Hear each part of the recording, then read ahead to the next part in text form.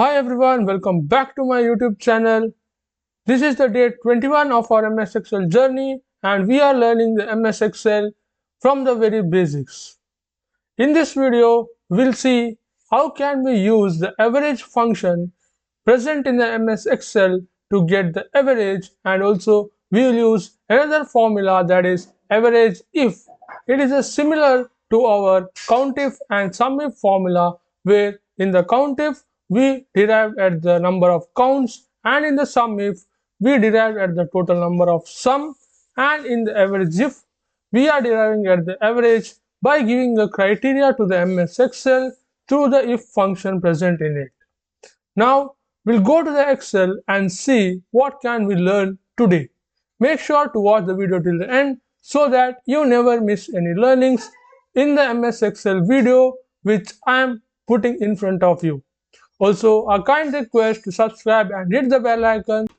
If you are learning from my videos, a small request from my side to like and share it to your friends so that he can too learn the MS Excel and use the formulas in the work you do and get the result in an efficient and faster manner. By using this Excel, we learn how can we use the average formula over here to get the result. Over here, if you see, this is the data which I am using for my earlier videos as well. Here, suppose you want to take the average of the monthly maintenance received by the flat members, you have to just insert a single formula, that is equal to average, and if you press tab, it's asking for the reference or the numbers for which you want to take the average. Here, one step is I go on giving reference over here like this. I press the first call cell, insert comma, come to second, insert comma, 3, 4 and goes on. But it would be a tedious process and you would require a lot of time. So I prefer giving a range for that. That is, I simply select my first cell and drag it till the very end by using the keyboard shortcut, that is control shift and down arrow, and it gets selected till the very end. Remember that you don't have to select the sum column, that is the last column, because you are not required to take the average of that. Rather, you are just required to take the average of the 14 members on the monthly maintenance given by them. I press enter and now you could see that I am getting the average as 4578.57. Now over here, if you want to take the average for the annual maintenance, you could do the same by inserting a formula over here, that is equal to, I type average, and now if I press tab and simply give the reference, it gets selected. This was the use of the average formula in the MS Excel. Now we'll go and see the use of the average if function in the MS Excel. Over here, a kind small note or a small shortcut key which you could use to get the sum over here. Suppose you want to get the sum over here, that is, you want to get the sum of the annual maintenance. You don't have to again go and give is equal to sum and give the reference. You could do that, but it will take a little more time of yours. Rather, you could just use two keywords in your keyboard and get the result. That is, you press alt and is equal to, you see the sum over here gets automatically displayed by just using the two alphabets, and you are able to get the result. Now you press enter and you are getting the result. It was so simple. Now let's go and see the use of the average if function in the MS Excel. Now over here, take the same example. Now you are required to take the total average maintenance received by the person who is staying in the flat section A. Remember, it's not total maintenance, rather it is total average maintenance by the person staying in flat section A. Now we'll see the use of the average if function to get the result over here. Now over here I am looking for the total average maintenance paid by the person who is staying in the flat section A. The formula goes similar to the COUNTIF and the SUMIF function.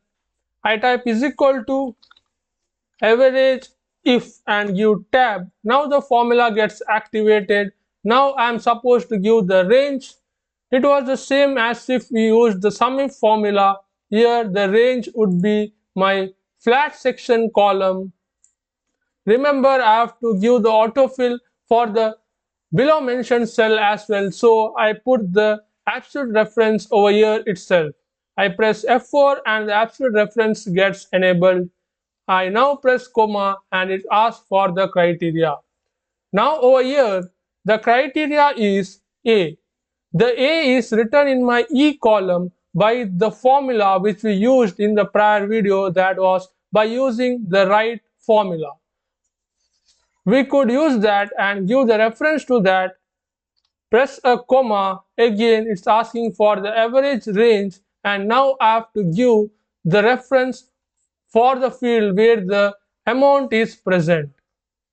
I simply select the values, again press F4 for giving the absolute reference and close the bracket and press enter. The answer is displayed over here. Now if I want to get it autofill, I just need to double click on it and my answer is derived over here.